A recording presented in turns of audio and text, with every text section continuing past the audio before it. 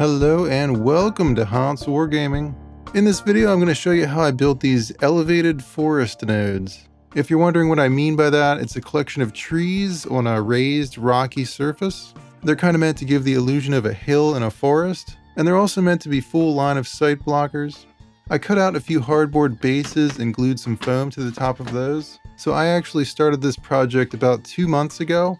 I did film that, but I don't know if you've noticed, but recently I switched to filming in 4K, and in between that switch, I lost that footage somehow. And I also made the mistake of gluing these together with construction adhesive. Construction adhesive is great as long as it has like room to breathe, but if you're wedging it between two surfaces that don't really breathe much, it's going to take a really long time to cure, and it's not really going to bond that well, and that's kind of what happened with these. So just keep that in mind. If you're going to bond hardboard and big pieces of foam, just use hot glue. I really should have known better. I don't know why I tried to use construction adhesive for this. It took forever to cure, and that's mainly why this project took so long. But while I was waiting for that to cure, I did kind of come to the realization that I didn't really like the shapes that I had chosen for these bases. I thought some of them might be too big, and I also kind of wanted to be able to use them as backdrops, so I thought maybe like longer, skinnier pieces would be better. And that's what I did with two of them. I cut the one in half, and then I cut the other one a little short. So in the end I had 5 pieces in total, 2 parallelograms, 1 isosceles trapezoid I think is the term, and then 2 acute triangles. One of them is pretty close to a right triangle, but not quite. I think those are some good shapes. They go well with my previous forest set, which uses triangular bases. And I also built all of them up to roughly 2 inches high. At that point, I carved the rockwork into each one. I like to use a large kitchen knife for this. This one's actually getting pretty dull. I should probably sharpen it up. So initially I start taking large chunks off to just kind of define the shapes of the cliff sides, usually about like an inch or so high. Since these are meant to be impassable, I didn't want to take too much off.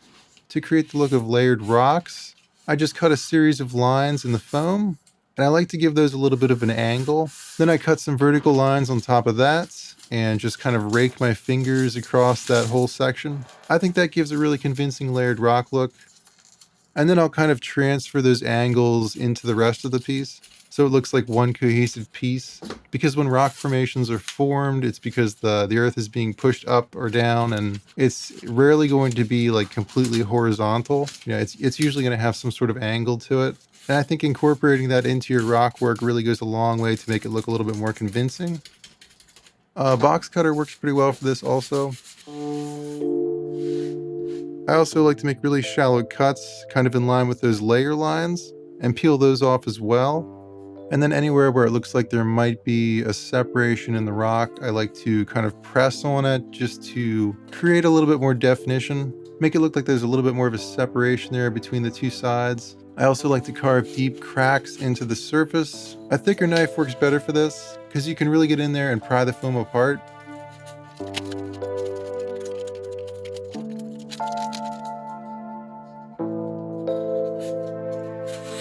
Here you can see me re-gluing some of those bases.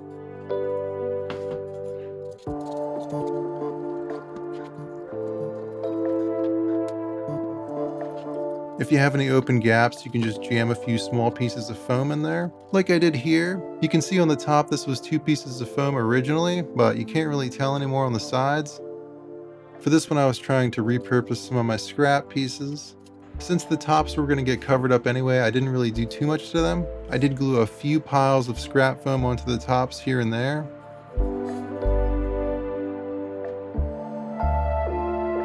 So if you're wondering why I even used hardboard, it's mainly because I like the added weight. You could also get the same effect by just driving a few screws into the bottom of the foam, but yeah, I went this route. The bases were really bothering me and I had to do something about them, so I tried this plastic wood. I don't think I've ever used this stuff on terrain before. I spread it around the exterior and then just kind of worked it in. This stuff does put off a lot of fumes, so you're going to want to make sure you're working in a well-ventilated area.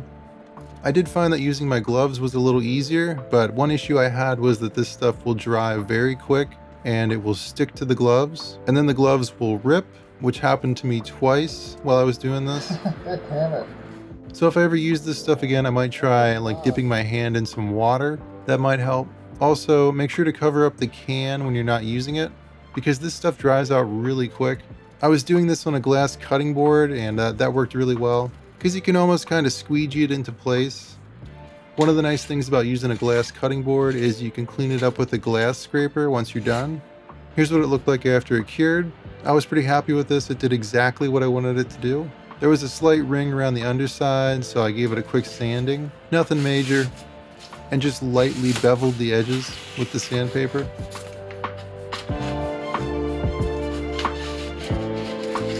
Let's talk about trees. I'm mainly going to be using these woodland scenic trees, the pine trees and the deciduous forest trees. I had never tried the pine trees before, and I can't say I was really impressed with those, but the deciduous forest trees are pretty nice. I like to get the large ones, but I did spring for the medium-sized ones for this project as well. Those are also pretty nice. You're going to see those later. For these trees, all you got to do is twist them and fan out the branches, and you get something like this. Quick and easy. These things are a little pricey, but I think they're worth it to save the time. Here's one of the medium ones. So these come with separate bases. I'm not quite sure why. They're not really the best. They do create a weak point, so you want to be aware of that. You might even consider pinning these with a wire instead. To start, I just dry fit them and hot glued the bases in place. Here you can see I'm using one of those pine tree armatures as a dead tree that's fallen over. I like to do this every once in a while. For one, I think it looks cool, and it gives those trees 2 points of contact, which is always nice. I used super glue for the top part there. This is a cheaper tree armature that I got on Amazon. I'll put a link for these below in the comments. These are a lot more flexible than the Woodland Scenics armatures, but I think they're still pretty usable. I tried something a little bit different with these, and I actually ended up really liking them. I also added a few of these trees. These are cheap pre-flocked trees, and they're pretty crappy. I don't really like them, and I wouldn't suggest buying them, to be honest. I ended up eventually ripping most of those trees out and replacing them. So at that point, I covered all the horizontal surfaces in wood glue and laid down some gravel and fine sand.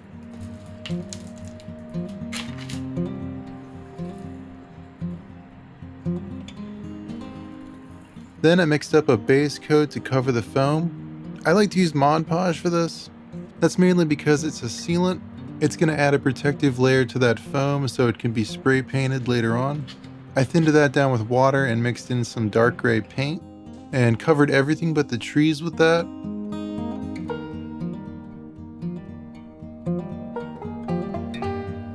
Then I dry brushed all the rocks with the lighter gray.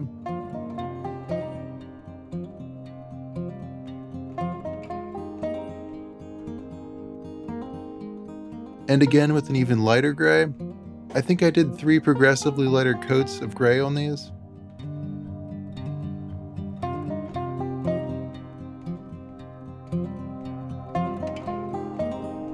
I also finally glued the trees to their bases with some super glue. To bulk out the branches on the trees, I like to use manila rope. Just cut the rope up into inch-long sections and break it up. Kind of looks like a haystack. And then I also like to use jute twine. I cut 5 to 6 inch pieces of that off. I use that to make vines.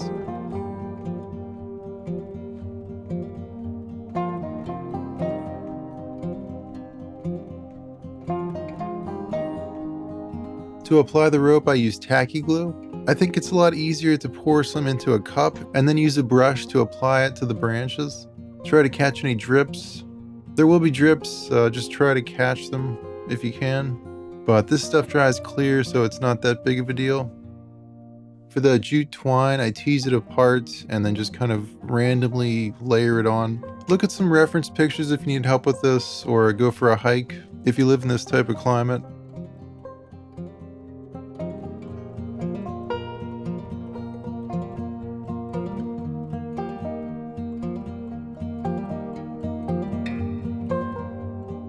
Once I'm happy with that, I just layer the manila rope on everything else, press it into place, turn the whole thing upside down and sprinkle sawdust onto it.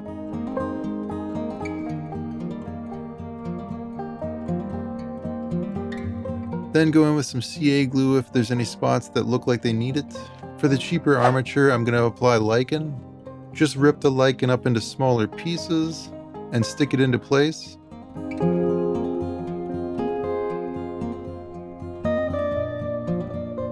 And at that point, I gave the trees a base coat. Alright, here's what they look like after the aerosol base coat. I used 3 colors for this. I started with the deep forest green, then I went in with the khaki, and then I went in with the lighter green.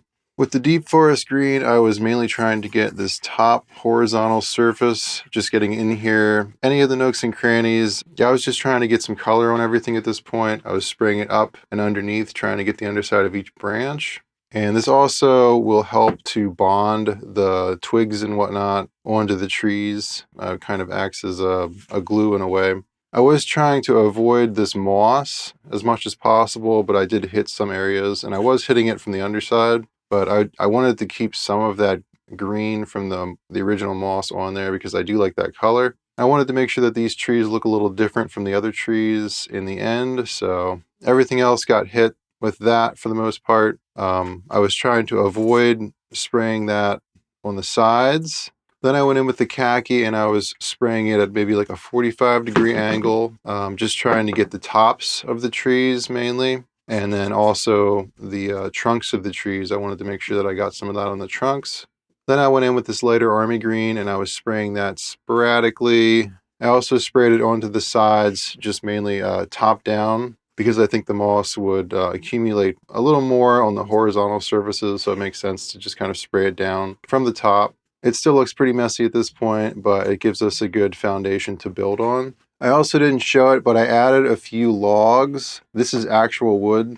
Yeah, I just broke off a couple branches and I let them dry out. A lot of the times you'll see old dead trees where the bark is falling off. That's kind of what I was going for here with these. It was kind of an afterthought adding these in, so some of them look better than others. And I am planning on building up tiny bushes around this whole section here. A lot of the mistakes that you can see, like you can still see a lot of where the trees are connected to their bases. A lot of that stuff I'm going to hide with just smaller bushes. These bushes, I probably shouldn't have added them in until after doing the base coating, but you know how it is when you're crafting, you don't really have a clear plan all the time. So I'll probably just use these as armatures and just keep building up the flock on top of this. I think that'll look good. Yeah, you can see these I hit pretty heavily. They almost blend in with the rock. Here's a bigger branch that I put in. Like, yeah, there's no reason you can't use actual branches for this. You don't need to buy these armatures. You could just do like a dead forest and just have a bunch of broken branches. That would absolutely work. So I did notice that on some of these cheaper trees, the mold lines are pretty bad, so I'm going to clean that up. On the Woodland Scenics armatures, some of the mold lines are still pretty visible as well, so I think I'm going to try and clean that up, at least where it's visible. I'm going to do that quick. I also added a few more of these pine tree armatures. They really do make some convincing fallen trees. Here's another one I was trying to make it look like it broke apart here as it fell down. Yeah, there's no reason you couldn't just use like an actual branch for that too. Save yourself some money. All right, so after spray painting these, I dry brushed some light gray and then some even lighter gray over top of the rocky surfaces because they were looking pretty dark. I also dry brushed a few of the rocks up here as well. Then I gave the entire thing a brown oil wash. I think it's looking pretty good, but I want to bump up the highlights a little bit more on the rocks. Here's another one. So I want to mix up some like really light tan paint. As you can see, I got some tan paint and some white in there. I'm just going to mix it up quick. And rather than just slopping that on, I'm going to try and remove a good portion of that paint so we can actually dry brush it this time. This is a less is more approach right here. There we go. Now we're talking. I don't want to go too light. You can see there it is compared to a different one. It just cleans everything up and kind of blends the wash in with the undercoats. It gives the rocks a little bit more definition. I'm just ignoring this loose stuff for now. And now I'm just going in with almost pure white and just trying to catch the very top edges. After that dried, I added some ground cover. This is some coarse flock that I made out of sawdust. I made a mixture with that using wood glue, water, paint, and sand. You want to make sure that this is thick enough that it isn't runny. I applied that with my hands. It was a little messy, but that's okay. I drug that down into the rocks in certain spots to mimic branches and debris falling down the hill over time. I did use a popsicle stick here for the difficult to reach spots. Here's how that looked once it was dry. Now all that's really left to do is the flocking. I did the lichen first, applying some tacky glue with a popsicle stick and layering some mossy flock on top of that.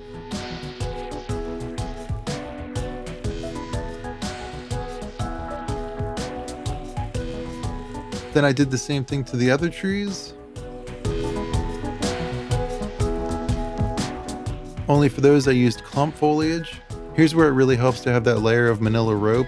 It gives the clump foliage a lot more support, which I think is pretty important if you want it to stay in place. I have two different tones of that I used.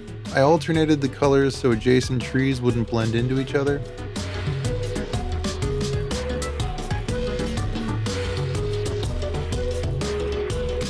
Once I had the clump foliage where I wanted it, I quickly flipped the node upside down and sprinkled a dark green flock on the underside of the trees. This is going to soak up that excess glue, and it also acts as an undercoat. This is one of the things that I didn't do the last time I made trees, and I think it really helped to give the trees a little bit more definition.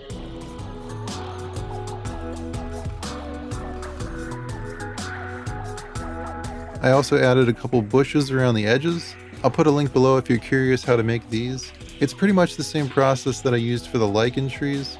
But yeah, these are basically small trees that can be used as bushes. The trunk doubles as a pin, and then you can kind of break them apart and spread them out as needed. I was trying to place these anywhere where I thought it was a good spot for a mini to stand. Here's how I did some of the vines. I just sprinkled a mid-tone green on those, and it was pretty much the same thing for the other 4 nodes, just rinse and repeat.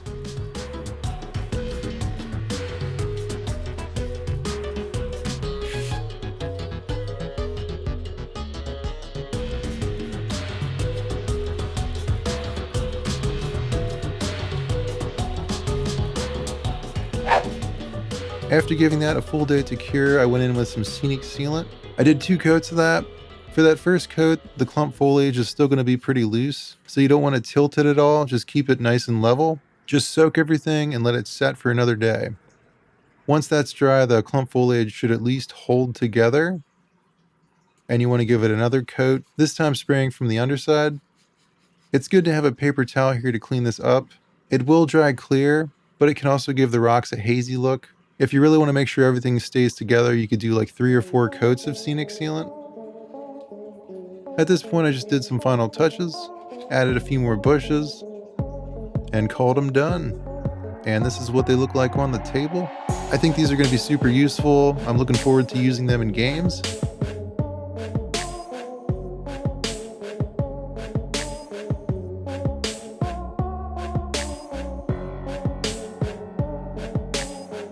That's it for now. I hope you guys enjoyed this build. If you did, be sure to smash that like button, as they say. As always, thanks to my patrons for the support. If you want to see more videos like this, Patreon membership is a great way to do that. That's it for now. Hope you have a good day, and I will see you later.